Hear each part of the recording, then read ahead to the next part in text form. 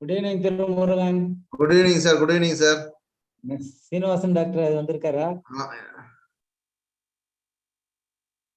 அவர் sir வந்து இன்னைக்கு இது ஏதோ ஒரு வேற ஏதோ ஒரு ஈவென்ட் இருக்குன்னு சொல்லிட்டு he said he'll join he'll see later on and evaluate. So live evaluation. Dr. Rama Chandra Mohan. அவங்க she should join, sir. She should join shortly.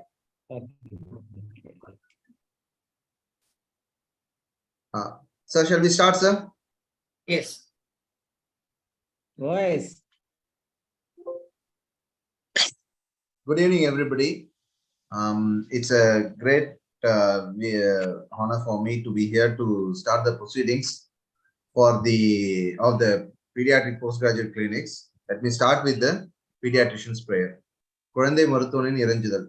எங்களுக்கு முழுமையான குணமளிக்கும் திறனை தாரும். நோயரின் துன்பம் தீர்க்கும் திறன் நமக்கு வழங்கப்பட்டது எப்படிப்பட்ட சிறப்புரிமை என்பதை பணிவுடன் நாம் உணர்வோமாக. எல்லா குழந்தைகளுக்கும் அவர்தம் குடும்பத்தினருக்கும் அவர்களின் சமுதாய நிலைப்படி மற்றும் சாதி மத பிரிவுகளை பாராமல் நலம், கற்றல், ஈகை, அன்பு, அமைதி ஆகியவற்றின் தூதுவர்களாக என்றும் இருப்போமாக.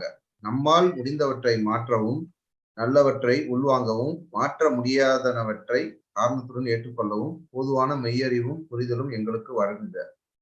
உங்களது வாழ்த்துக்களையும் அருளையும் கருணையும் எல்லா சூழல்களிலும் நேரங்களிலும் அனைத்து மக்களிடையே கொடுத்து அருளுங்கள்.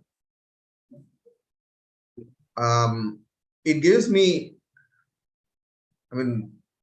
real great pleasure to be here, given that this program started in 2020 and one of the few programs which seem to be continuing with every year, starting with Dr. Aram Chandil, followed by Dr. Ismail and Dr. Ramesh Babu, and of course now Dr. Suresh Babu. So this program has enjoyed the patronage of all the 4 presidents, and it was one of the earliest online programs which was started not only by us, actually all over India. I think way back in 2020 during the COVID lockdown.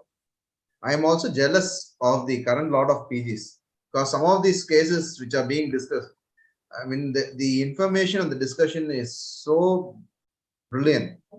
And I used to think about those days when we had to literally go after our teachers, begging them to take one such class. And now everything comes to them in their living room, and of course on the YouTube later on. So actually I should thank Professor Srinivasan, Professor Ramesh sir, Ramachandra Mohan ma'am for being there for every week. And of course this week he has not been there, but to evaluate and give them their comments. Let me start with the experts for the day. We'll start with welcoming Professor Satish sir. I think Satish sir is in the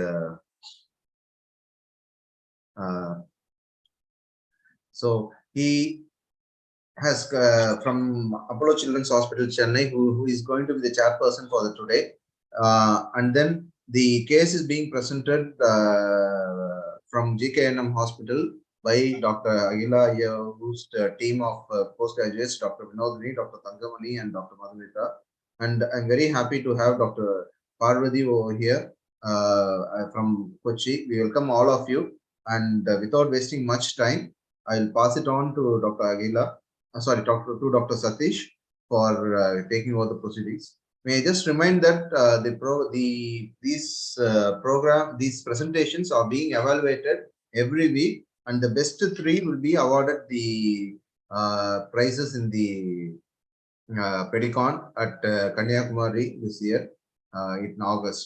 And for the sake of improving the quality, we have cut down the time from previously 2 hours to 1.5 hours. And the general feedback is that it's been a fantastic change.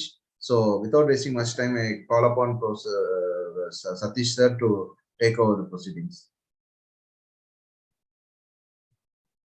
Satish sir? Sir is not here, I think.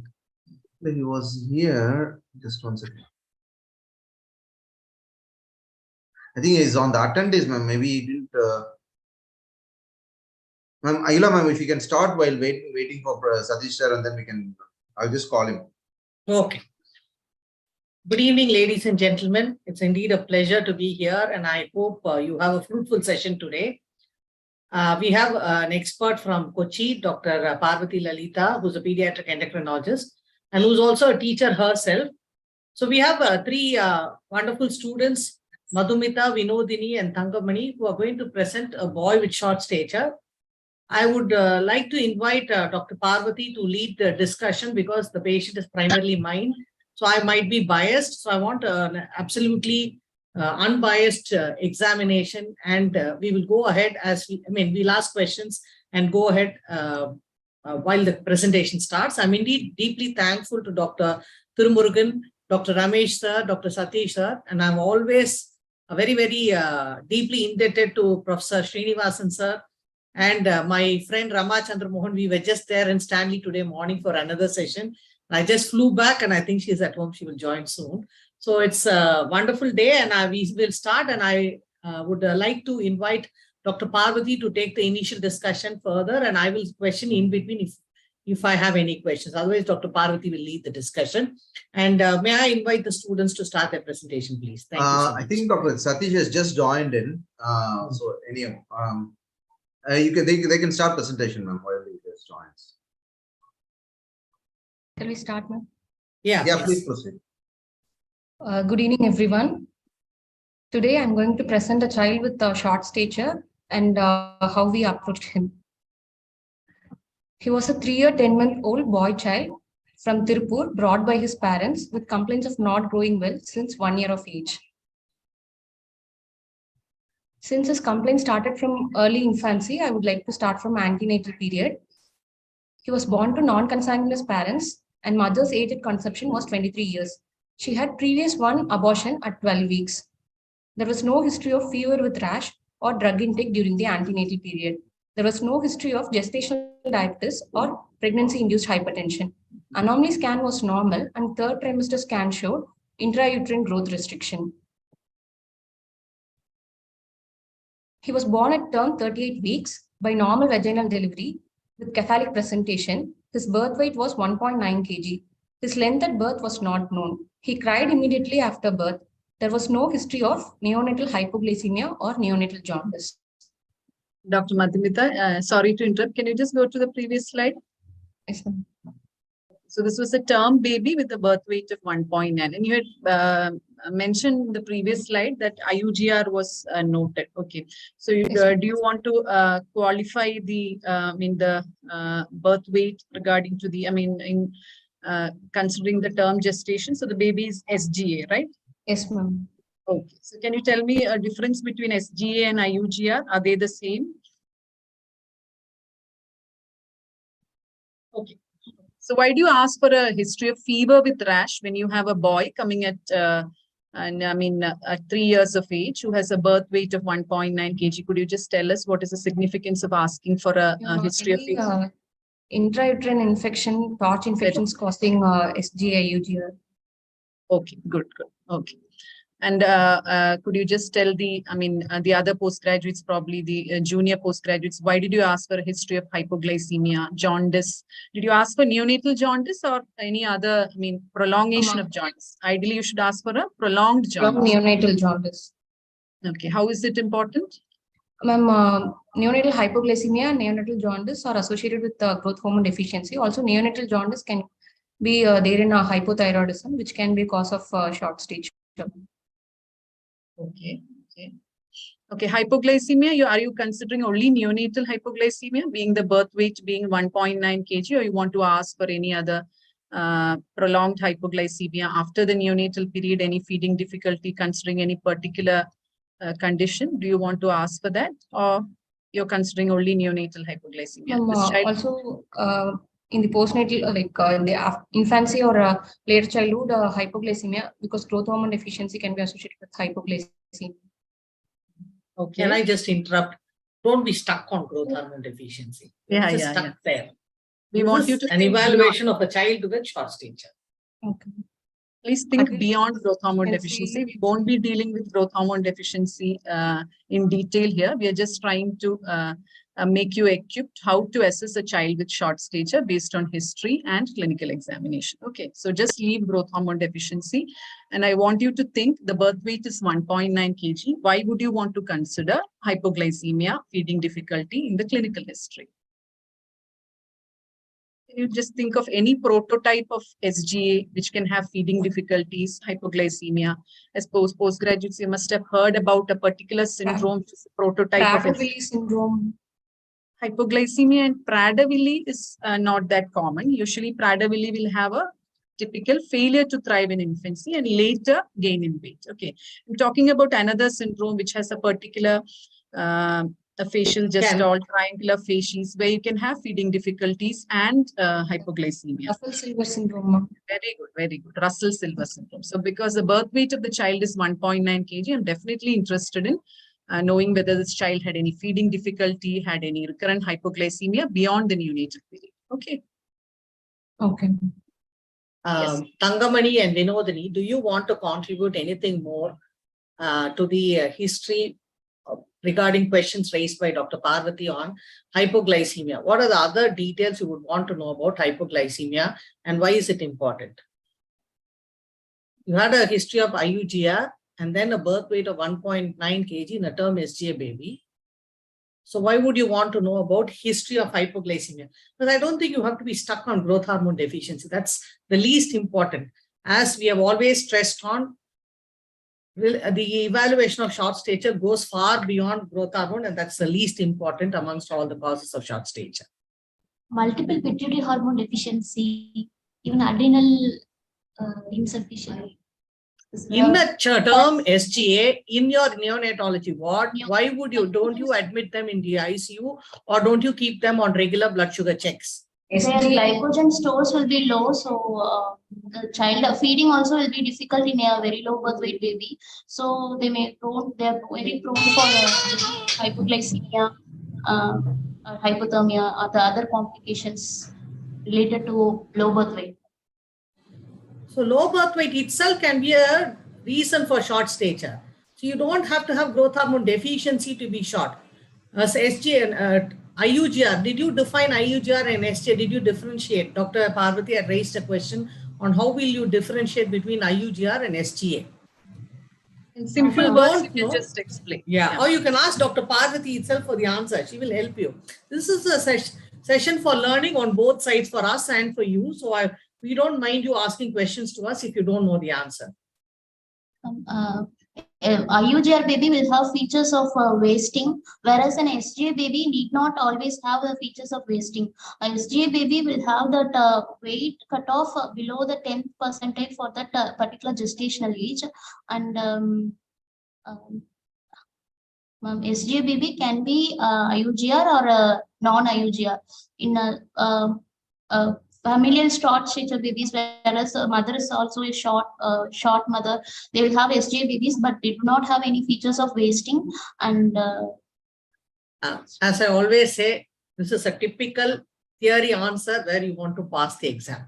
That is, there is a very clear-cut definition. An SGA, though it is not actually sacrosanct, that the definition we are talking about, it is international or in regular cycles is accepted that when a patient has a birth weight of less than 10th percentile for that age and sex of the child, for that ethnicity, then it is considered small for gestational age. IUGR is when they are less than -2 standard deviations or even at less than the 3rd centile for that age, then you consider them IUGR. Or there is also the next definition where the intrauterine growth restriction started early in pregnancy. So you have IUGR, but sometimes the IUGR term is not really accepted, but SGA in the severest form is the ones which have a birth weight of less than -2 standard deviations for that age and sex for that ethnicity. So it's actually a severe form of SGA is what you mean by IUGR. Would also like to put in another perspective, probably as pediatricians and neonatologists, we deal with the more of SGA, and IUGR is a terminology that is most commonly used by the obstetrician. So basically IUGR, ideally it is a demonstration of a pathologic growth restriction. Ideally, it should be demonstrated in 2 ultrasounds done at least 2 weeks apart. But SGA is, as Madam was mentioning, it's a we have weight or length or both less than 2 standard deviations. Respective of the gestation. So that is the main difference. SGA and IUGR, you cannot use it. They are not the similar terms. They have different, definitions. Connotations. Yeah, correct. Please go ahead. Yes, ma'am. And one more thing, you had mentioned length at birth is not known. So as pediatricians, when you start your practice or you're seeing newborn babies, it's very important to write in the discharge summary the length of the baby. Nowadays, we are getting discharge summaries with length of the, recorded length of the baby. So earlier, it was we used to just write the birth weight of the baby. It's very important, especially when you're assessing a child with growth failure or stunting. For example, are you dealing with a genetic cause? Are you dealing with a skeletal dysplasia? It helps a lot in assessing the etiology of the short stature. So it's very important to record the length of the baby when you're preparing a discharge summary for a neonate. I just wanted to mention that. Shall I proceed, ma'am? Sure, sure. Postnatally, he was feeding well. He was told to have weight gain during the initial immunization visits. Weaning was started appropriately. Mother noticed him to be short at since 1 year of age, but she was reassured of catch-up growth. But he continued to be short, and she brought him to us at 3 years, 10 months of age for further evaluation. Also, he had a drooping of left eyelid from 4 months of age, but he was able to identify objects and their colors. Okay, Vinodini, do you want to comment on this? So this is a child in whom the parents notice that he has not been growing from 1 year of age, and he has come to your pediatric OPD. So considering the most common cause of short stature in a young child who has started stunting in his growth from 1 year of age, what all causes would come to your mind initially? Vinodini? Usually, based on a ICP model, first infancy period, when the child is not catching up the growth, it is mainly because of genetic causes. When it comes to childhood, because of nutritional causes. Is it mainly because of genetic causes alone, or you want to make? Infantile period, it is due to nutrition, ma'am. And in the childhood, it is mainly due to growth hormone and hypothyroidism. And in the puberty, it is due to growth hormone and sex hormone deficiencies, ma'am. Yes. Since he's an SG baby, they would have thought that he would catch up growth by 2 years, he can wait until 2 years of age for catch up growth. Okay, okay. So Vinodini, very good in bringing out that wonderful Karlberg's ICP model. So basically, you should know the ICP model to assess the possible etiology from the history and the clinical examination. So infancy, mainly you have to, when you have a child who has been faltering in growth from infancy, you should consider nutritional causes first. So that is probably the most common cause of short stature, especially in a young child, less than 3 years, who started growth faltering. Nutritional cause is the most common. Nutritional cause, again, it could be secondary to a systemic illness that all needs detailed evaluation. But the foremost, you should consider nutritional cause. So in this child, from this, the history so far, you would definitely want to rule out nutrition as the main cause of short stature, considering the ICP model and the age of the child. Okay. Okay. I'll just add one more point.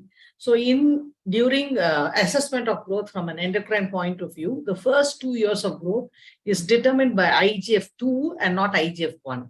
IGF-2 is mainly programmed by the development of the placenta, and placental causes can be an important reason for growth failure in the first 2 years.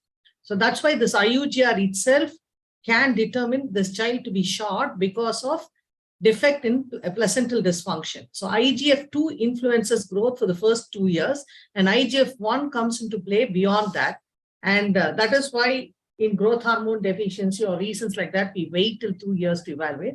But in severe compromise, you might identify them earlier. Shall I proceed? Madhumita, do you want to mention when does a child identify a color? At what age? Roughly. 1.5, 1 to 1. They Oh, will that's say, but 2 to 2.5 years of age. usually it's by 3 years. That's what I feel. The 1.5 is just too early to identify a single color. Usually by 3 years. Okay. Please go ahead. There was no history of shortness of breath, cyanosis, cough, or fever. There was no If you could just diarrhea. explain for the benefit of others, if you could just explain why you have asked for these negative histories, because it will be important. Yes, ma'am. Shortness of breath and cyanosis to rule out congenital heart diseases, cough and fever for any long-standing respiratory infection like tuberculosis. There was no diarrhea, steatorrhea, or abdominal pain to rule out celiac disease or other malabsorptive syndromes. And there was no headache, vomiting, or seizures to rule out any space-occupying lesions like craniopharyngioma causing pituitary deficiency. There was no constipation, lethargy, or feeding difficulty, which is regarding hypothyroidism. There was no polyuria, there was no renal tubular acidosis or associated diabetes insipidus. And there was any other history you want to ask? Polyuria, definitely you're looking for a renal tubular acidosis. Any other history you want to ask to rule out a renal tubular acidosis? Other than polyuria? Yeah, there'll be renal tubular loss and there'll be polydipsia. Anything else? Anything else? Electrolyte abnormalities, but symptomatically. Pardon me? Ma'am, there'll be electrolyte abnormalities, ma'am. Yeah. So what does that cause? Hypokalemia can be there. So you can ask for Weakness. yeah, very good. Muscle weakness. And also you can, in the history also, you can ask for any bony deformities. Bony deformities could be associated in renal tubular acidosis and also other causes of short stature, like you mentioned about steatorrhea, diarrhea. Can you mention a cause where malabsorption is associated with fat soluble vitamin D deficiency and rickets? Ma'am, celiac disease. Sorry, celiac disease can have diarrhea, steatorrhea, abdominal pain, abdominal distension, but rickets in celiac disease, I'm talking about another condition where you can have classical fat malabsorption. Dr. Anthony is in your hospital. Cystic fibrosis.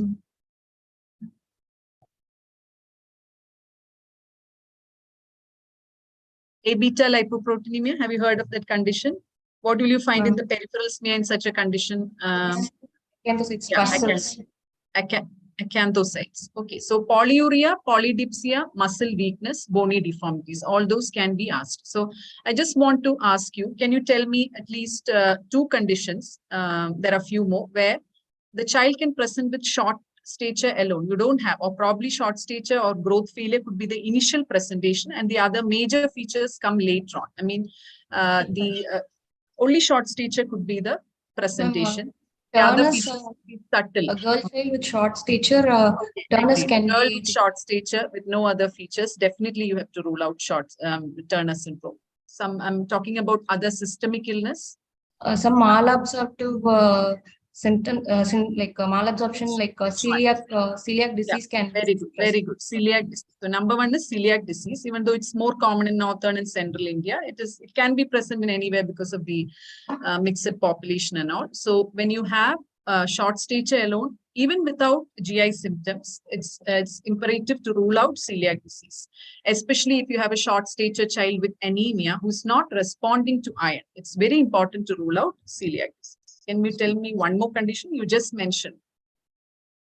Cystic fibrosis. No. Renal tubular acidosis. Renal tubular acidosis also has very subtle and varying degrees of acidosis and hypokalemia, which could be overlooked. Can present with short stature, later on bony deformities. So renal tubular acidosis, celiac disease, and another one is inflammatory bowel disease, especially Crohn's disease. They can present initially with growth failure, and all the other bowel symptoms can present later. So that's why it's very important to look for and identify. probably in the clinical evaluation and the investigations, you should look out for the features of such conditions. So celiac disease, renal tubular acidosis, inflammatory bowel disease. Okay. Okay. And history of there was no blood transfusions, which is to rule out any long-standing anemia or thalassemia. Yeah. He had a surgical removal of left polydactyly at 10 months of age. There was no other hospitalization history other than that. Okay. Developmental milestones. Initially, he had a mild delay of head control and rollover, but other milestones were normal. Currently, he's 3 years and 10 months of age, and he can ride a tricycle and is able to draw a circle. He can say short rhymes and is playing with other kids. Okay. Nutrition. He was exclusively breastfed till 5 months of age. He takes mixed diet now. His calorie intake by 24 hours recall method is 1160 kilocalories against his requirement of 1300 kilocalories. And his protein intake is 22 grams against his requirement of 20 grams. So there is a calorie deficit of 10% and there is no protein deficit. So you have a child who has started growth faltering from 1 year of age. So taking a nutritional history is very important. Here you have taken a 24-hour dietary recall.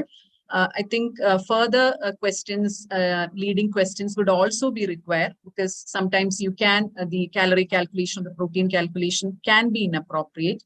So you should ask for the intake of micronutrients, the nutrient diversity in the diet, and a lot of other questions to make sure that the child's diet is rich in protein and calories. Okay. Yes, ma'am. I have a doubt. Ma'am, when should we consider the calorie deficit to be significant to cause short stature, ma'am? How much deficit should be there? Yeah, so basically, in a you're asking me whether the nutritional cause is a significant cause of short stature. When that is a question, right? Yes. So basically, if the nutritional cause being a major cause of short stature, you get the clue entirely from the growth chart plotting. So that is, the weightage would be more affected than the heightage. Both there could be failure to thrive as well as short stature. But when you look at the growth chart, the classical clue to a nutritional cause, which could be a systemic illness, we don't know. That is, the weightage is more affected than the heightage. Okay. And regarding the percentage of calorie deficit, I don't know whether Ahila madam, do you have anything to? It should be significant, at least 30% from what they need. And but you cannot survive if you have more than 50% loss of, less than what you require. So never present a case with a deficit of 50% and more, because that means they are hugely compromised and they would be in the hospital. 30% and more are definitely significant, but long term, even small amounts of deficit for a long period of time can also be significant over a period of time. There's no specific cutoff numbers, but definitely calorie deficit can. Okay. Shall we move to the next slide? Yeah. He was immunized up to age as per national immunization schedule. His last vaccination was at 18 months. Family history, there was no short stature in first degree or second degree relatives. There was no history of delayed puberty in parents. Mother has attained menarche at 14 years and father had his beard first shaved at 16 years. Okay, Madhumita, so here you're trying to rule out probably the physiological causes. So as you might be knowing, there are mainly, the majority of cases could be physiological, and out of them, you have to definitely identify the pathological causes. So here you have tried to rule out or get the history for two most common physiological causes of short stature in children and adolescents. Number one is familial short stature. Can you tell more about familial short stature?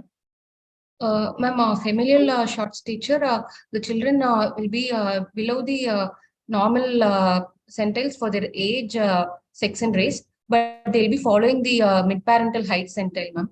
And the bone age will be normal, and their adult height will also be bone age would be height range. Bone age would be corresponding to the chronological age, ma'am. chronologically. So if you have a, the height centile in the mid-parental centile and the bone age is corresponding, would you want to label all such cases as familial short stature, or would you want to, if you get certain clues from the height of either of the parents or the physical examination, would you consider other causes which are treatable and unidentified in the parent probably? Would you want to consider anything like that? Ma'am, we have to follow up whether they're following the mid-parental height centiles, ma'am. Yeah, that's what I'm saying. Suppose one of the parents is really short. So even if they are falling in the mid-parental centile, the child is less than third centile and significantly short, and one of the parents is significantly short, it's very important, number one, to examine the significantly short parent to look for any other unidentified causes of short stature. For example, it could be a familial growth hormone deficiency. Okay, so this is probably treatable in the child that was unidentified in the parent. And other conditions are skeletal dysplasias. Okay, then probably other genetic causes unidentified. So especially if one of the parent is significantly short, before labeling it as familial short stature, it's very important to clinically examine the short parent and rule out unidentified treatable causes of short stature. Okay. Yeah, before we continue, I would like to invite our chairperson for the evening, Professor Satish, and ask him to make a few comments on the presentation and the discussion, please. Namaste. I thank you for the. Sir, audio you're not கேட்கல, sir. audible. Sir, இப்ப cut ஆயிடுச்சு.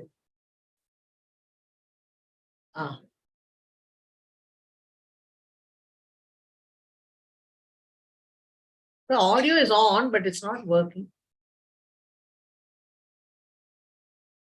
First two sentences. Okay.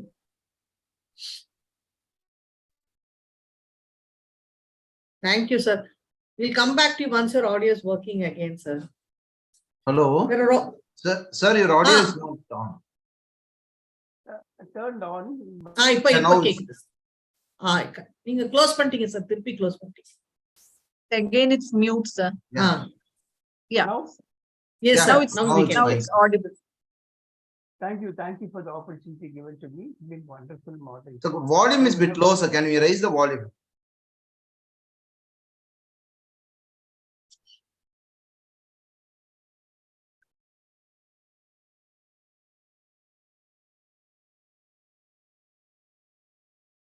Is it okay? Yes, sir. Yes, sir. It's okay now, sir? Yes, sir. Please, sir. Please go ahead, sir. Sir, we can hear you. Okay. It's been wonderful moderation. We have two stalwarts, Dr. Ahila and Dr. Parvati, who are synonyms of pediatric endocrinology. You are discussing a very important topic, a short stature, which is a tall challenge even for senior pediatricians. And I think it's something which we are all of us are learning. Thank you, madam. And I will just join you again at the end. Now, thank you so much. Thank you, sir. A few questions from Dr. Thirumurugan to the students. Any diagnostic importance of birth length at birth time? That was from the YouTube, asked by one of the participants on the YouTube. So it's okay. I'm just copying and pasting this question. Okay. So does any of the students want to answer? Is there an importance to the birth length at birth time? How is it important for evaluation of growth? Yes, ma'am. Birth length is important if there is any genetic predisposition, the baby will be born short, and whether it's continuing, ma'am. And for constitutional delay also, the baby will be born short. Sorry, ma'am. In familial, the baby will be born short, ma'am. In constitutional, baby will be of normal. I would like to ask Thangamani to participate. Thangamani has been a silent observer for too long. So, what is ponderal index? It's to differentiate between asymmetric IUGR and symmetric IUGR is ponderal index. Yeah. So, what does it mean, and what is the implication of asymmetrical and symmetrical IUGR? If it's symmetric IUGR, the growth has been affected from earlier. in case of asymmetric IUGR, the brain growth will not be affected. Brain growth will not be affected much, ma'am. The proportion is maintained. So you look at the length and weight and how they are affected. Just now, Dr. Parvati was discussing about how weight is affected more in some, and length is relatively preserved in some causes. So there is an implication for both asymmetric and symmetric IUGR in later growth and development and your risk for metabolic disorders also. So that is why birth length is an extremely important measurement to tell you how you are going to monitor these children and what would be their risk for later compromise in their adulthood. So it's important to have birth length. I think that was the answer to that. Parvati, you can continue, sorry. Yes, ma'am. So the second physiological cause, no delayed puberty in parents you have mentioned. Mother attained menarche at 14 years. It's a bit delay there. Okay. So would you want to mention few important points in constitutional delay? Can you diagnose it? When a case comes to you, can you 100% can you say it's constitutional delay, or there are some other criteria to call it a constitutional delay? Could you share with the audience some important points you would consider? Child will be growing well up to 2 to 3 years of age, ma'am. Then there will be a fall in growth velocity, but it will be not very much short, like on the third centile or just below the third centile. And there will be a history of delayed puberty in one or both parents, ma'am. The child may also have their puberty later, but eventually they will catch up and reach their actual height for their chronological age. So when a child, probably a peripubertal child, comes to you with a short stature and absent pubertal signs, would you consider constitutional delay with these history alone, or would you want to evaluate that child? Suppose the father has a delayed shaving history and classical, he was a late bloomer. That's what you call them, right? Constitutional delay in growth and puberty. How would be the bone age like in constitutional delay? Bone age will be corresponding to the height age, ma'am, which both of them will be less than the chronological age.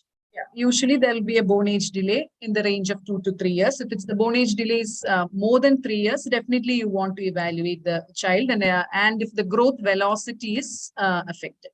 So usually in constitutional delay, the growth velocity would be normal. You had mentioned the growth velocity would be affected. The growth velocity would be normal. And an important point is that you can't label a child coming to you as constitutional delay without proper evaluation. Constitutional delay in growth and puberty is a retrospective diagnosis. So definitely you need preliminary evaluation and close follow-up of growth velocity and further evaluation if required to rule out other pathological causes. Okay, so these are the two important physiological causes. Yes, sir.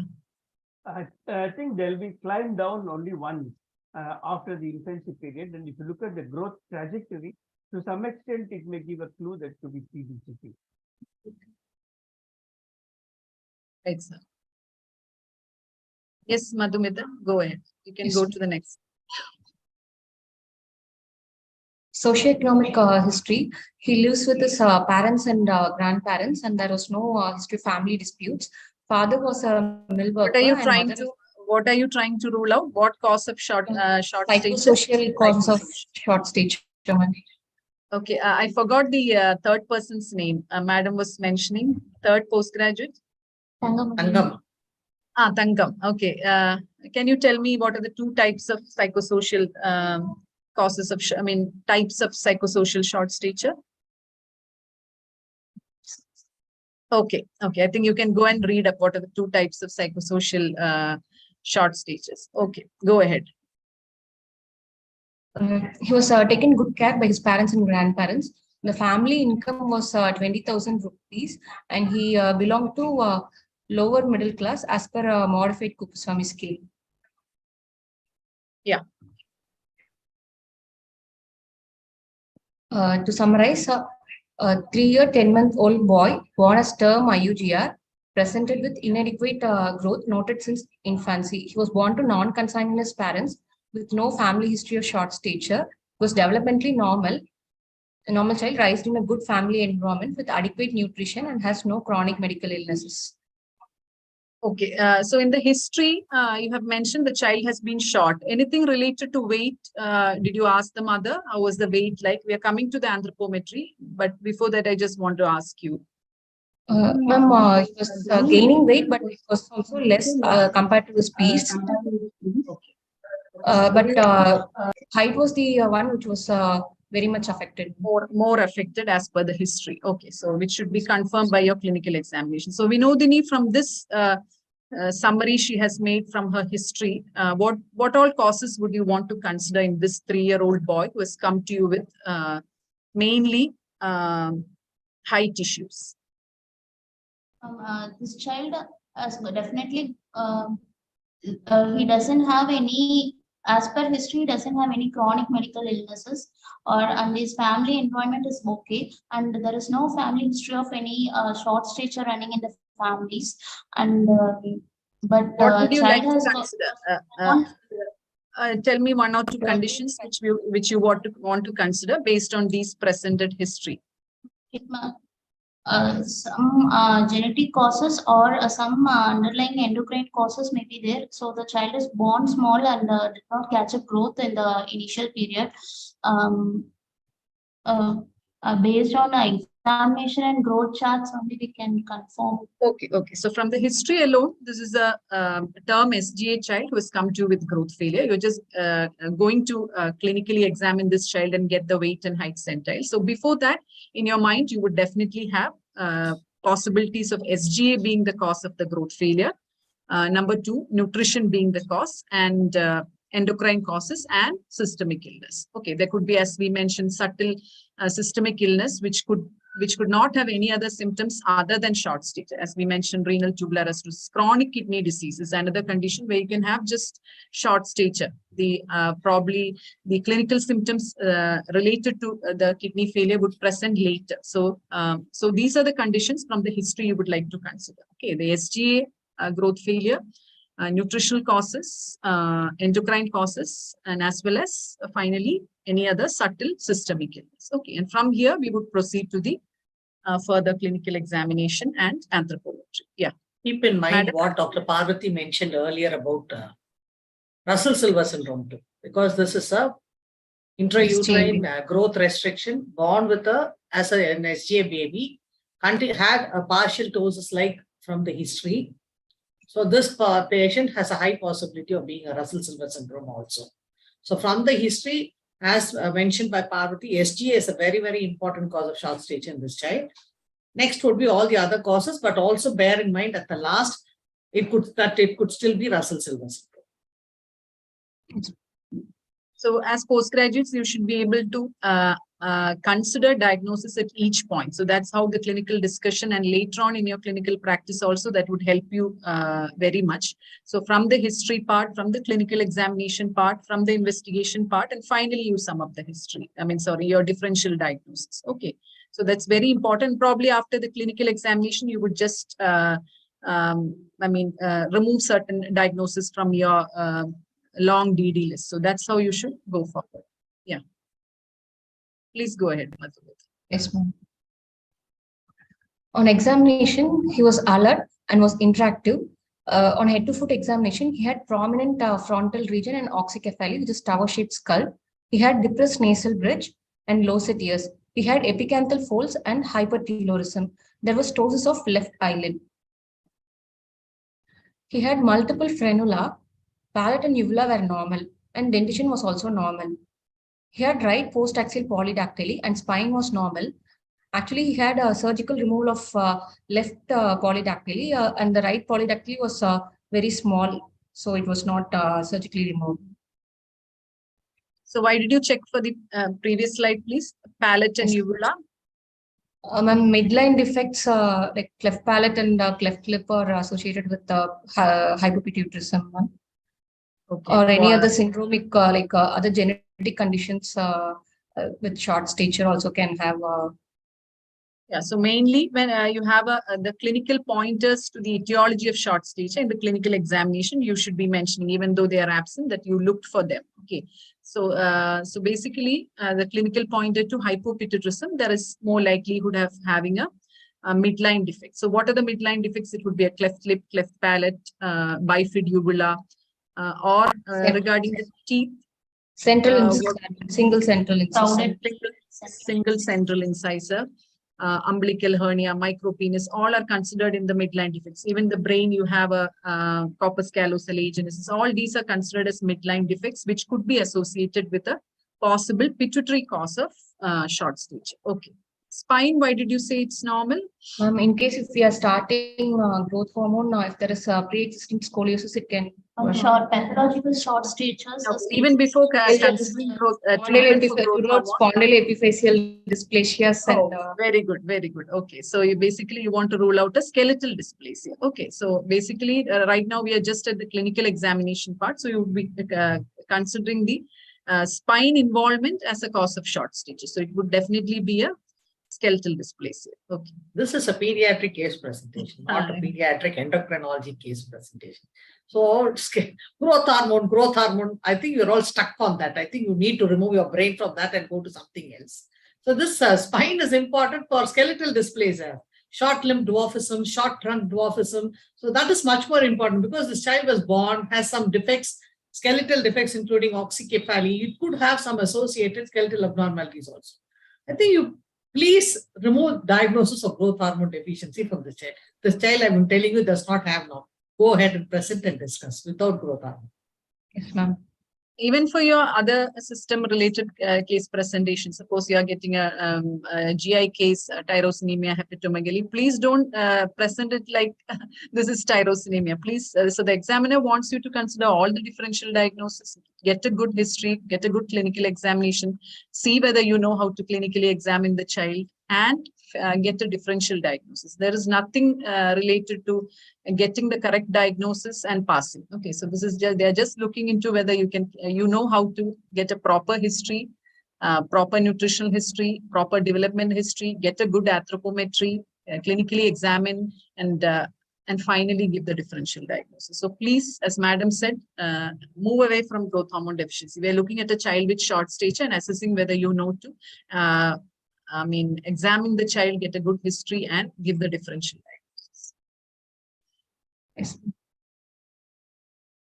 Please. Yeah, please.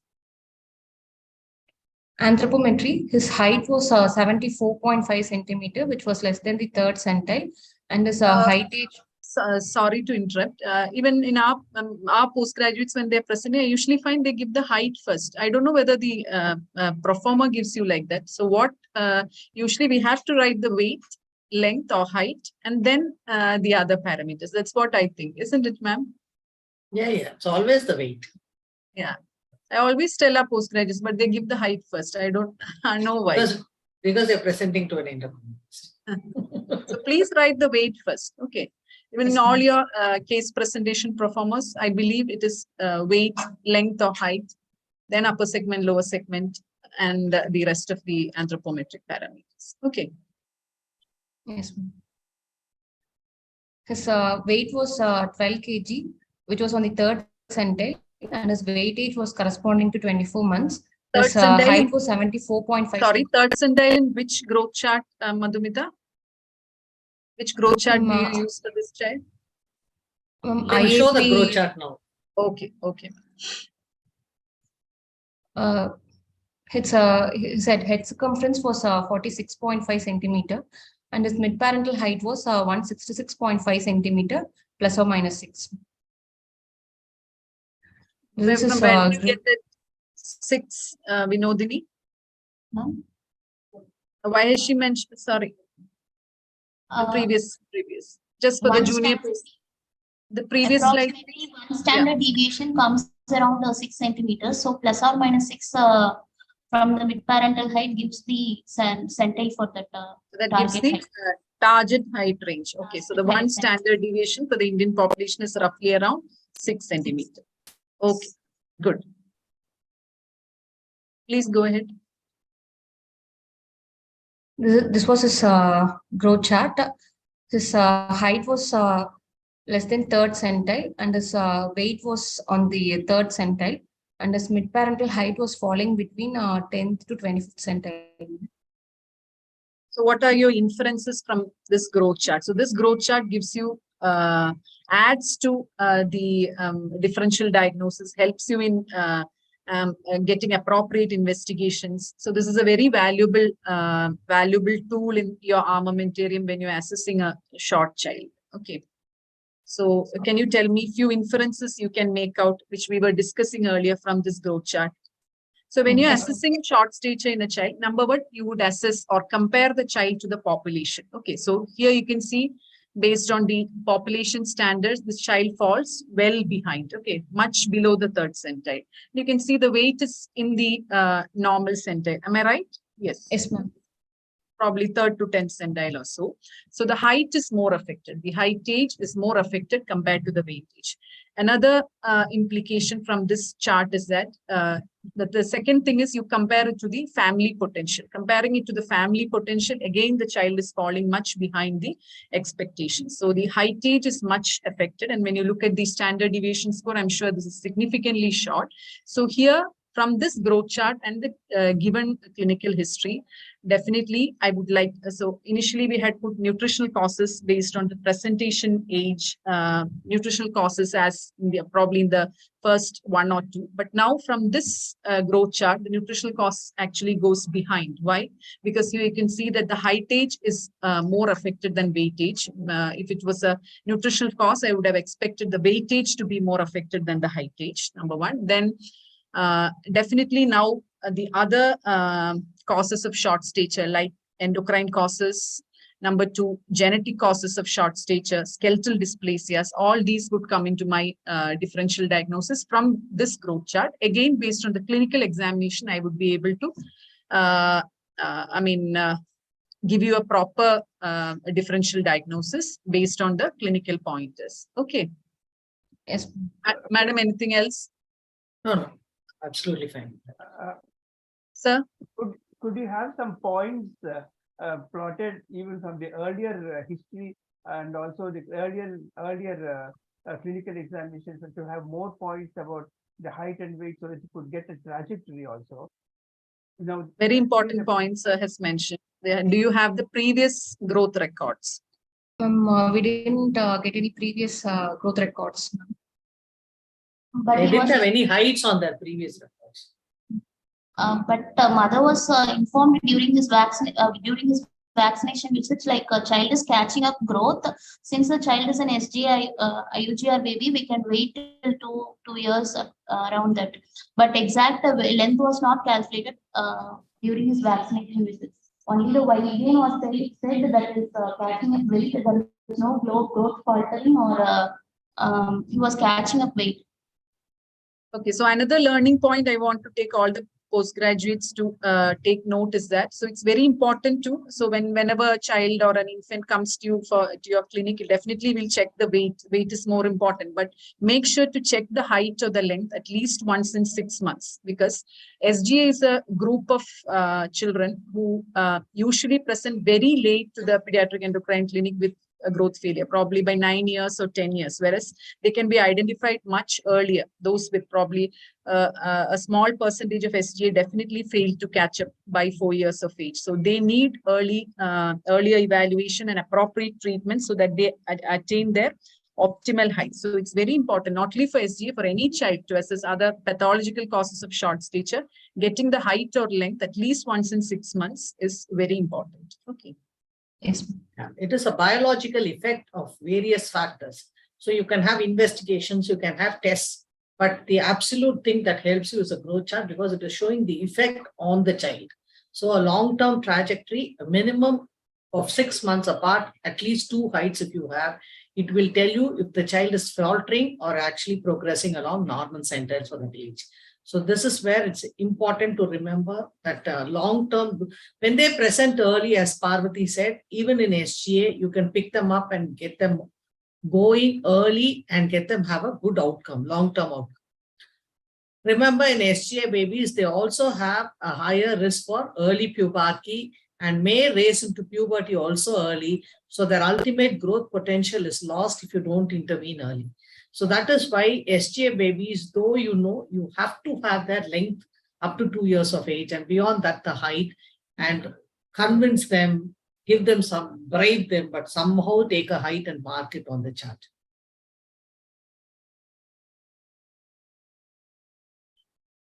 Please go ahead. Tangam, do you want to mention something about the growth monitoring guidelines? How do you want to, in your once you pass out and run your own pediatric clinic, how do you want to monitor growth in a child in different ages? Roughly, can you mention?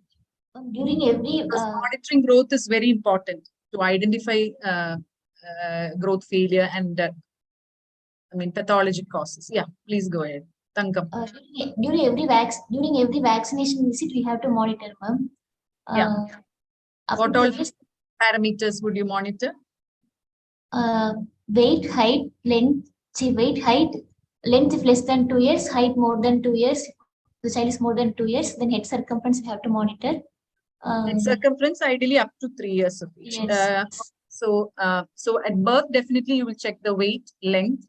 And tell me 2 parameters you would, I mentioned in the discharge summary, make it a point to measure the length of the baby. Any other 2 parameters, especially in a male child, you want to mention? I would just suggest that you check and mention, which would be important. Yes, the penile length as well as the testicular descent. It's always better to ascertain it at the time of birth. Okay. And later on, as you mentioned, that you're 6 weeks, 10 weeks, 14 weeks, 9 months, and if possible at 6 months, all these methods can be utilized to assess the growth of the child. And ideally, how would you check the weight for a baby less than 6 months? If the parents are too concerned the baby is not gaining weight, at least once in 2 weeks, not more than that, because that actually leads to increases the anxiety, and probably over 6 months, maybe monthly is enough. And a child who's more than 1 year, 6 monthly checkup is enough. Okay. And so what are the other parameters you would consider in an older child? For example, 4 to 8 years, other than weight, height, head circumference, usually up to 3 years. Okay. Other anthropometric parameters you want to check. BMI. Upper segment, lower segment. Okay, if they're present with short stature, definitely you have to check the upper segment, lower segment ratio.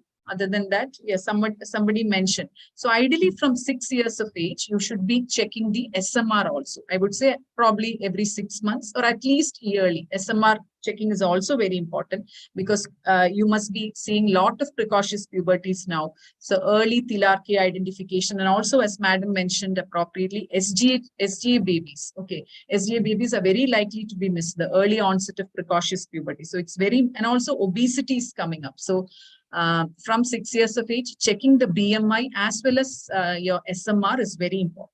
Okay, and 9 years in age, definitely you have to check the weight, height, SMR, and BMI at least every 6 months. Okay, so that's In about SG, in SGA babies, they have risk of premature puberty, and this puts them, particularly in girl babies, at a risk for polycystic ovarian disease in later life.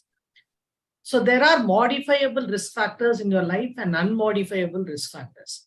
What happened intrauterine and until the patient arrived and reached you, that is cannot be modified by you. But having a healthy lifestyle, having a good appropriate diet, exercise, and specific monitoring can stop progression in an SGA baby from precocious puberty to PCOD, which can have important metabolic implications for later life. So that is why it's important that you monitor everybody from birth and keep monitoring them and try to intervene as early as possible. Please go ahead, Madhumita. Yes, ma'am. This is external genitalia. He had a micropenis and his stretched penile length was 1 centimeter. Urethral meatus was at tip of penis. Bilateral scrotal sac was well formed and had a bilateral palpable testis. His testicular volume was 1 ml bilaterally. Okay. This is the chart for stretched penile length. Stretched penile length, it has to be measured from pubopenile skin junction to the tip of glans. This stretched penile length was 1 centimeter, which was very much below the 10 centile for his age. Okay. So in your clinical examination, you have found out a very significant finding, which is micropenis. Okay. Yes. Vitals. He had a pulse rate of 100 per minute. Pulse volume and character were normal and was felt equally in all peripheral limbs. Respiration was 23 per minute. His BP was 96 by 60 mm of mercury and temperature was 98 °F. The saturation was 99%. There was no pallor, icterus or cyanosis or clubbing, pedal edema or generalized lymphadenopathy. Moving on to systemic examination, cardiovascular system, there was no precordial bulge. Apex beat was felt at left fourth intercostal space in the midclavicular line. Heart sounds were heard normally and there was no murmur. Respiratory system examination, trachea was in midline. The shape and symmetry of the chest was normal.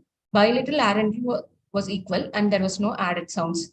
Abdomen was not distended. There was no visible veins, scars or sinuses. Umbilicus was central and inverted. There was no palpable organomegaly.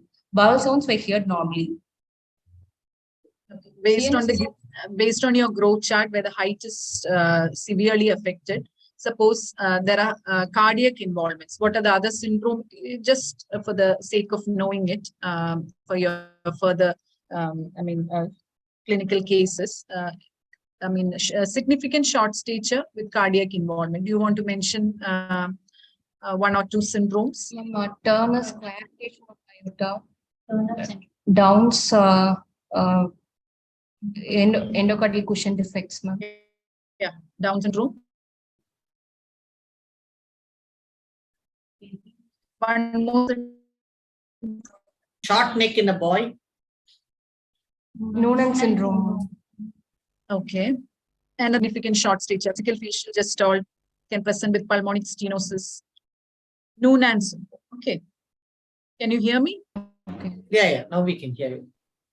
So I was mentioning about Noonan syndrome, Down syndrome to consider when you have a significant short stature with cardiac involvement. Okay. Central nervous system examination, higher mental functions were normal. Cranial nerves were normal except for left eye ptosis. Motor system and sensory system examination were normal. To summarize, a 3-year, 10-month-old boy born to non-consanguineous parents with no family history of short stature was born as term IUGR and was developmentally normal, has proportionate short stature with micropenis, prominent frontal region, postaxial polydactyly, and congenital ptosis without any nutritional deficiency or chronic systemic illnesses or psychosocial deprivation. I would want you to put the anthropometric parameters ones, especially the heights and the height SD, the height centile that can also be mentioned. In the summary, definitely, because that definitely helps us in identifying the cause. So that also needs to be mentioned. We had mentioned a midline defect, which is missing here. Micropin. Okay. So your growth parameters also should be mentioned. That the height age was much more compromised, significantly compromised, in contrast to the weight age. Okay. That is a significant finding which helps us in getting to the etiology. So that has to, when you're mentioning the final summary, it's very important. Okay. Shall I move to the next slide? So the diagnosis is pathological proportionate short stature, probably due to isolated growth hormone deficiency or multiple pituitary hormone deficiency. Still, systemic illnesses have to be ruled out with investigations.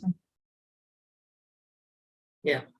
So why do you say multiple pituitary hormone deficiencies? What did you have in the history? No, Parvati, you're actually frozen. So why do you say multiple pituitary hormone deficiencies? What did you have in the history to suggest multiple pituitary hormone deficiencies? Ma'am, abnormal skull shape was there, ma'am. That is not a sign of multiple pituitary hormone deficiencies.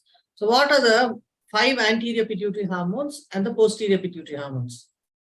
Ma'am, anterior pituitary hormones are growth hormone, thyroid. Okay, that you had some clinical features suggestive of that. Next. Ma'am, oxytocin and ADH. TSH. TSH, yes, ma'am. Anterior pituitary, they are growth hormone, TSH. You didn't have any clinical features suggestive of TSH deficiency. Did you ask for any history suggestive of ACTH deficiency? Ma'am, hypoglycemia. He did Not not only any- that, an important history is most children with adrenal failure usually are unable to withstand stress because it is not like a primary adrenal insufficiency in congenital adrenal hyperplasia or Addison's, where they have Addisonian crisis. This is not as severe as that, but during times of stress, they are not able to bear it. So when they have high-grade fever, these children curl up and just lie down and are very tired.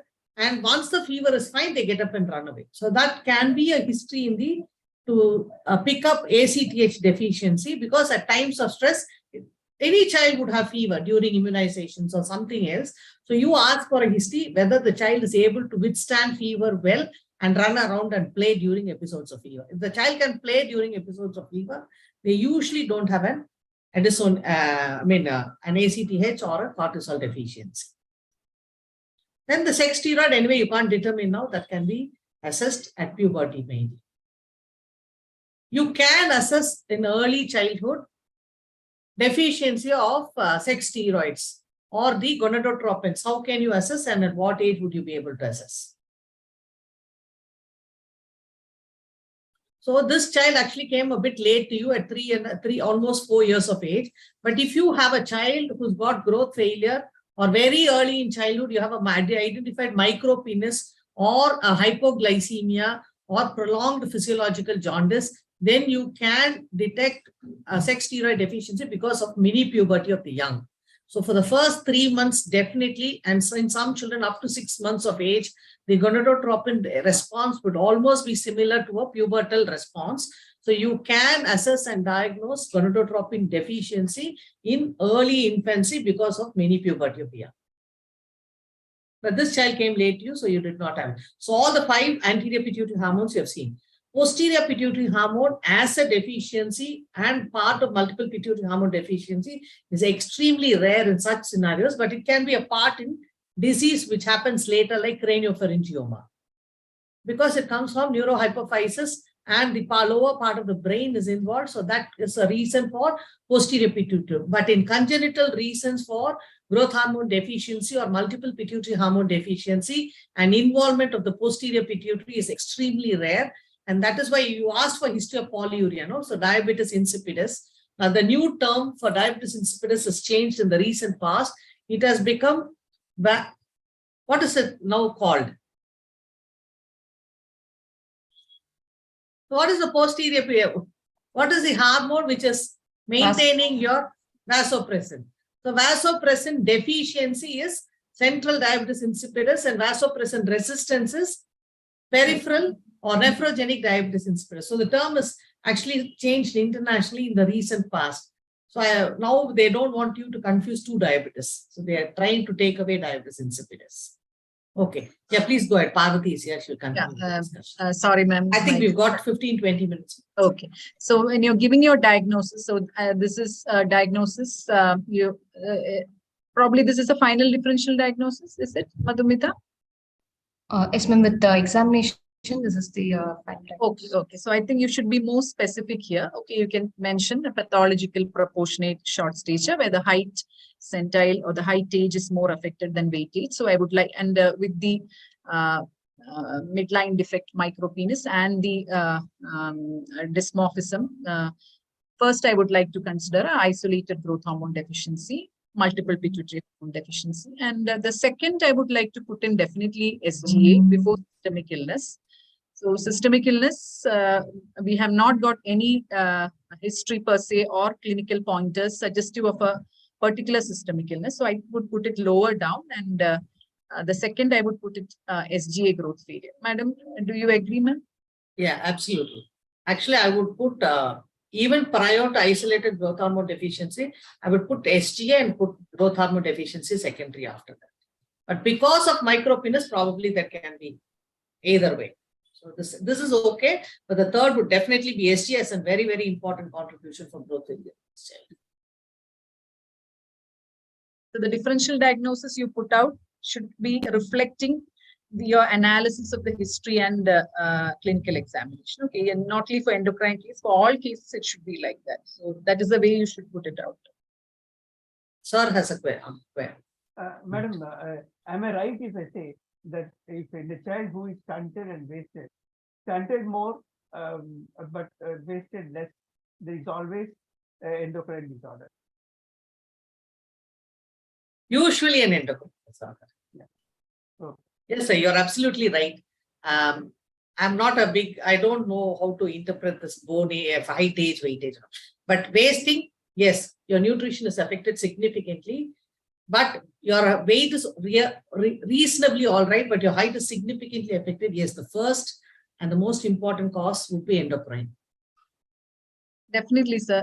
Endocrine should be the first and probably rare. You will also consider skeletal dysplasias.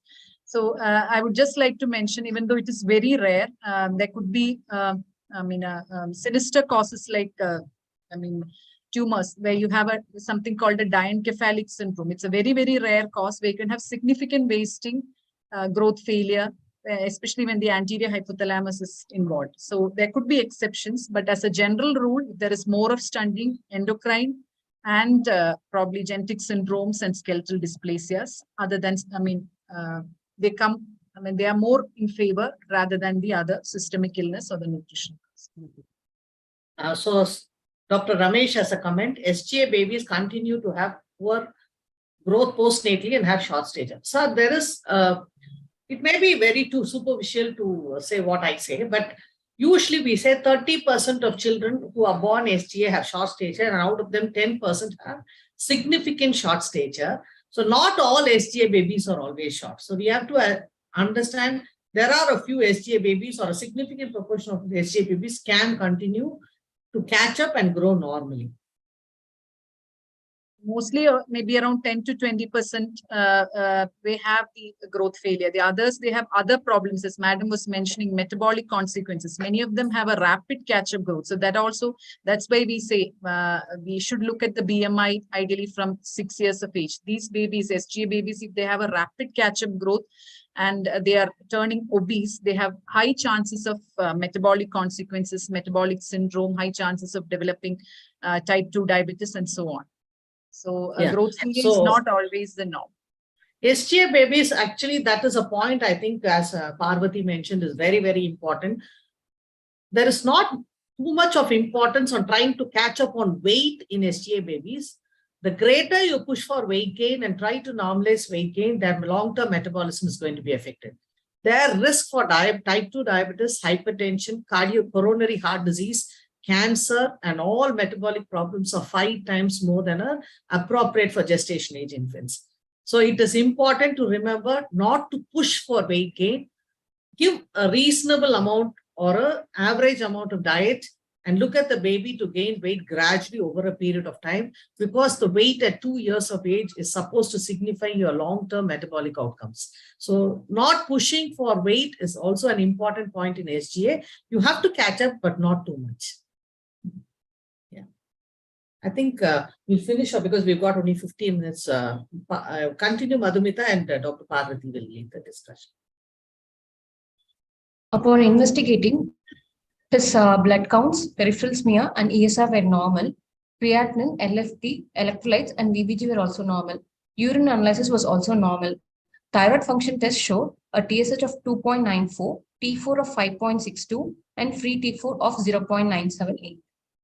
Madhumita, so just each investigation is a single point if you can add. So why, how would ESR help you in identifying a cause of short stature? Can you just mention a single example? Many chronic connective tissue disorders causing systemic illness and infections, chronic infections, ma'am. Okay. So inflammatory bowel disease. Yeah, yes, inflammatory bowel disease. It's very important. Inflammatory bowel disease, as I mentioned, the other features may not be present when the child comes to you with growth failure. A high ESR, a high platelet count, all these are more suggestive of a inflammatory bowel disease. Okay, then creatinine, okay, chronic kidney disease. Electrolytes, yes, you would definitely look for a electrolyte abnormality, especially hypokalemia with a varying degrees of acidosis. Acidosis needn't be always very severe. So it's very important to suspect all these conditions and identify. Okay. Urine analysis and TFT. Okay. So how do you want to comment on this thyroid function? Is it normal? T4 and free T4 are on the lower side, ma'am, but there is no corresponding increase in TSH, suggesting a central cause of hypothyroidism. Okay. Okay. Please go ahead. Yes, ma'am. The image on the left is the child's bone age, like his X-ray left hand with wrist, and it was compared to GNP Atlas, which was corresponding to 1 year 3 months of age, whereas this is the normal bone age of a 3 year 6 months old child. We can very well see the epiphysis forming here, but whereas here we can't see any epiphysis. Okay, so a very common question for your postgraduate theory is a hand in. So what are the? Can you just tell me? You have taken a bone age X-ray. I'm sure all of you know the method of counting the carpal bones is obsolete. You take the full hand X-ray, wrist till tip of fingers, and then you either compare it to a Grulich pile atlas, or we have other atlases, or you have modern techniques to compare the epiphyseal growth and assess the bone age. So comparing the carpal bones is not used. Just because when you showed this X-ray, just came to my mind. Could you, when you examine a child with short stature, when you look at the hand, there are certain findings which could point to the diagnosis. Could you mention that? I think we didn't mention that in the clinical examination. Suppose you have a dimple here. Pseudo-hypoparathyroidism. Okay, so you have a short metacarpal or a short metatarsal. There are certain conditions which could be associated. If it's a girl, you would consider Turner syndrome, Sharp's haploinsufficiency in general, and also pseudo-hypoparathyroidism. Also, you should know that the short metacarpal could be a normal variant also. When it is associated with short stature, it's very important to consider these diagnoses. Okay, so your bone age is 1 year 3 months, which is definitely delayed for a 3 year 10-month-old boy. Okay, please go ahead.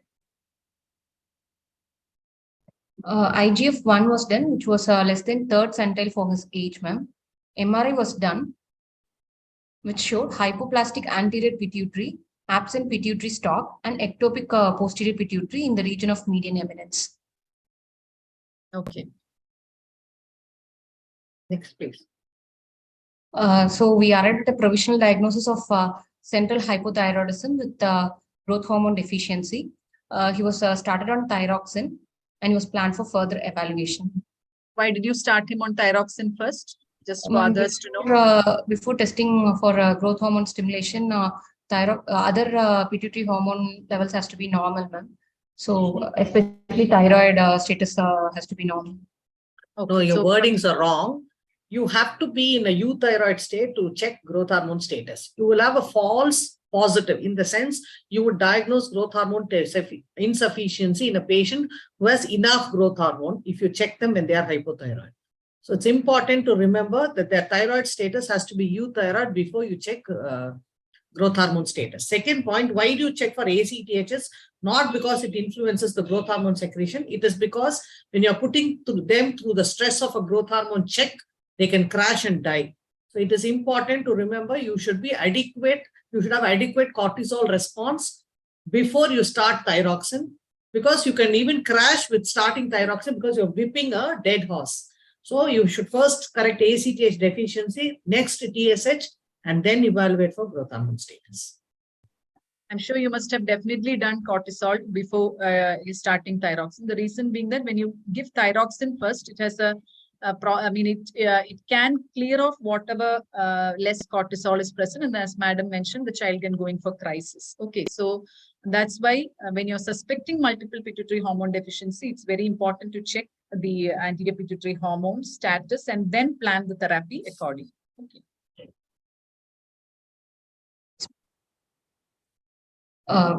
This is the growth hormone stimulation test. Was done with clonidine, and his growth hormone levels were very low and were even undetectable in the test. Okay, so as previous slide, so single point all postgraduates should take home is that we should never do a random growth hormone, because a random growth hormone would tell us nothing. Even for a tall individual, if you do a random growth hormone, it can be as low as this. So it's very important to get a stimulation test, which is usually done with clonidine. Okay. Yes. It should have Cortisol come at, before. yes. It had been done and then it was done. So ACTH was 10.6 at 8 a.m. Cortisol at 8 a.m. was 179.6 and cortisol at 8 p.m. was 137.6.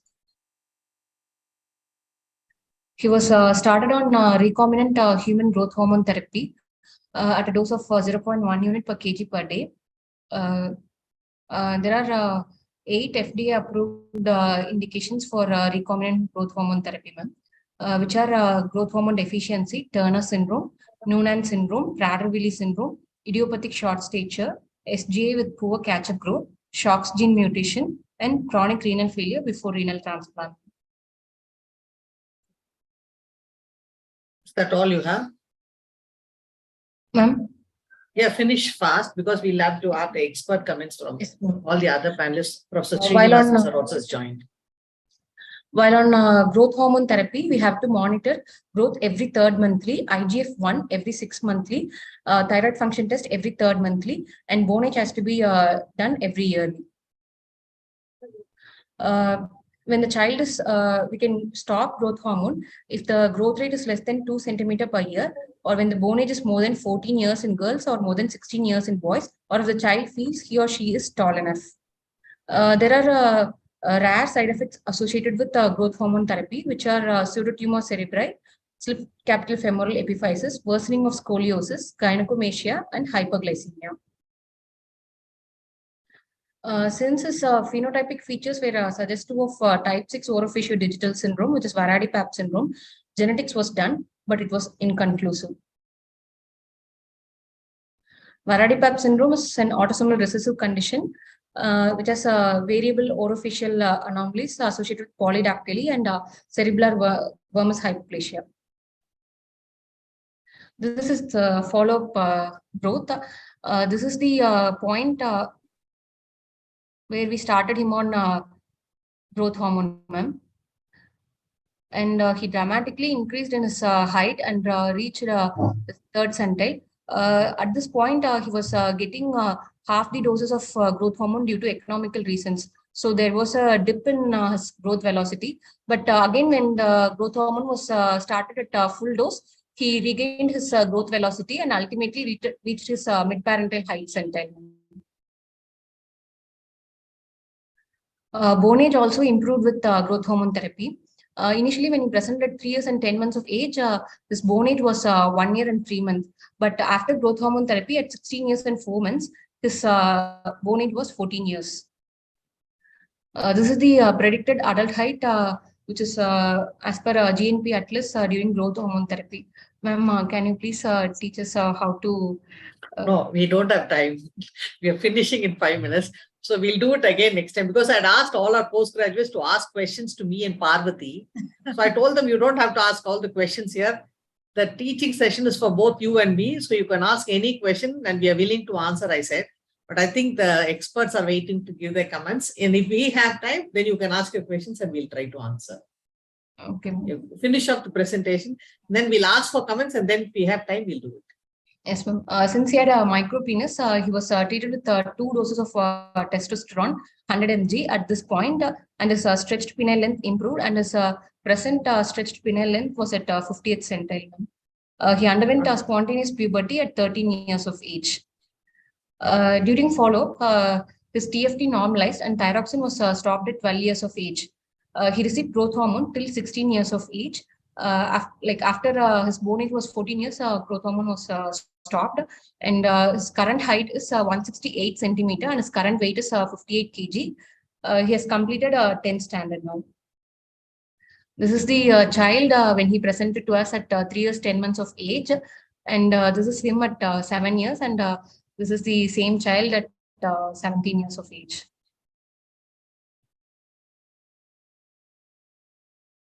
Thank you, ma'am. Thank you so much, Parvati, for such a wonderful class. And thanks to Madhumita, Tangamani, and Vinodini for a wonderful, wonderful presentation. And now we invite comments from these experts. Satish sir wants to say something. No, I'm just inviting Dr. Srinivas sir, who is the teacher of teachers, to tell a few words. Madhumita, you can close the presentation. Yes, ma'am. Good evening, sir. Good evening, Good- Srinivas sir. Can I, good evening, ma'am. Can I ask Professor Ramesh to say his comments before we move on to Srinivas, sir? Because he has been there throughout. Ramesh, Another sir? excellent case, nicely presented by the students, especially Madhumita, did a very good, has taken a very good history, did a detailed clinical examination and workup also. I was very much pleased to see the photographs of these child also. Experts, endocrinologists, they have done a wonderful thing by taking on the discussion like a MD postgraduate, pediatric postgraduate rather than a DM endocrinologist. Because pediatric postgraduates, when they see a case of short stature, immediately they jump to the conclusion as an endocriner and keep on revolving the discussion around the endocrinology. It was nice to see that both the moderators stress the importance of other differential, broad spectrum of differential diagnosis like RTA, inflammatory bowel disease, rickets, skeletal dysplasia, cystic fibrosis, celiac disease, hypothyroid, and so on. It was very well discussed. But only thing I have a comment to make is whether I don't know whether I missed it or not. They could have concentrated still more on the maternal nutrition, her height, weight, nutrition status, and even they could have included the photograph. I think they showed it in the end. And another important thing that I usually tell my obstetric colleagues is, I think examination of placenta is very important in assessing the follow-up of these children with SGA, especially SGA, like placental weight, placental calcification, placental infarcts. They have a long way to go in the growth, the further growth of the children, of these SGA children. They invariably write placenta delivered with intact cotyledons, but they never mention whether there was a size, any pathological features seen in the placenta. What is your comment, madam? I think endocrinologists can answer this question. My whole PhD revolved around small for gestational age infants, sir. So small for gestational infants, it's extremely important to have a very, very good assessment of placenta. We actually usually collect tissues, we preserve it. We even preserve. My team in New Zealand has actually preserved placental bits even for 20 years to reassess the hormonal status of the placenta and including the steroid profile. Everything has been assessed and all hormones, human placental lactogen. So that's it's an organ on its own. It's almost like a baby on its own. So placenta has important implications and it's a link between the family members and their later growth potential and their health. There's absolutely no contradiction of what you said. It's But unfortunately, it is not emphasized our obstetric colleagues, or at least a pediatrician who is accompanying for the resuscitation can make a note of it. At least, like Madam said, you have to enter the height in all discharge summaries. I think they should also enter the placental status in all discharge summaries. That's my humble opinion. And they did a nice discussion of the growth charts, very important because it is often ignored by the students, the growth and development. They talked elaborately about development, but they don't discuss elaborately about the growth. Both are very important because this is a very useful session for postgraduates, especially to know the importance of growth and development. Thank you very much, madam. I also learned many things in this discussion, and the students close to the students. Thank you, sir. Madam, I have a small question to Parvati, madam. That IGF2, is it a measurable laboratory parameter? Are you asking about IGF2, sir? F2. Yeah. Ahila madam has to answer. No, it's only done in labs, sir, in research labs, not in regular assessment. Yeah, because, okay. Yeah, because there are also IGF, there are 6 IGF BP, 1, 2, 3, 4, 5, 6. Few of them are involved in metabolism and few of them are involved in growth. So all of these are done only in research labs. We do IGF 1, 2 and IGF BP. We do the whole 6 spectrum for assessment of metabolic risks and also growth in only in research labs, not for patient care. Okay, thank you, ma'am. Here we have others, Rama, Professor Rama, Professor Srinivasan sir, and all them. Srinivasan sir, he's just joined. Sir, for your comments, please. Sir. Srinivasan came only in the last 10 minutes because we had one batch. Dr. P. Ramachandran, you must be knowing, his batch meet So they invited the faculty. So just now I returned. But I'll be giving the evaluation mark tomorrow after seeing the video. Because, after all, it is going to be considered only later on for the best paper prize. Anyhow, I was very keen to attend Agilaya's this thing.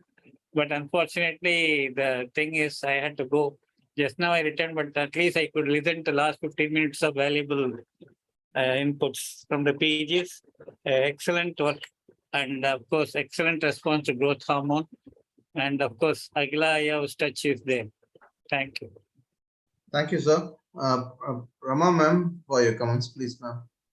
I'm sorry I wasn't there for the entire session. That's why I'm refraining from. I know that with the panel of people, experts we have here, it wouldn't have been anything but excellent. I already had a meeting with Ahila this morning, and I know that. But this talk, the initial whatever I listened to was totally different from what we had discussed, Ahila, this morning, and it was a totally different take on short stature. And I found it very, very interesting, the discussion, and the PGs were also trying to keep up with your barrage of questions. And I wish, like Srinivasan sir, probably I'll also watch the video so that I don't miss all the essential points. Good luck to the postgraduates, and thank you for the discussion. They did a very good job. I enjoyed the last few minutes, and it's very nice that child has responded so well. And of course, I want to ask one doubt which I had. That dotting is not supposed to be there. Nowadays, into should be there in this thing. Is it so? It's only No, dots sir. are never into. Yes, Into it is is for bone overlap, age. sir. Actually, somebody mentioned in one of the previous discussions that dotting is not there. You have to put into and then join. Okay, anyhow, good. So into is for bone age, sir. Then we link the chronological age and the bone age. So you put an into and you link it by dot to the chronological age. Expert mentioned that. That's why I want to make sure with from Ahila Yavu. Thank you, ma'am. Thank you, sir. Again, I can say that today we have had another fantastic discussion. And what is really important is it was not about growth hormone, and rather it's about a short stature, child short stature, which was very nice, because that's what these postgraduate clinics are about. It's more about clinical pediatrics rather than about management. So we are very happy that we had one such discussion today. So thank you very much. Let me start with thanking our president and our academic, Dr. Suresh Balan, our academic coordinator, Dr. Rajendran, our past president, Dr. Ramesh Babu, and Dr. Balashankar, our president-elect, for being part of this venture. My special thanks to our judges, Dr. Professor Ramesh, Professor Ramam Mohan ma'am, and Professor Srinivasan sir. Thanks to Dr. Satish for being there and then chairing the session.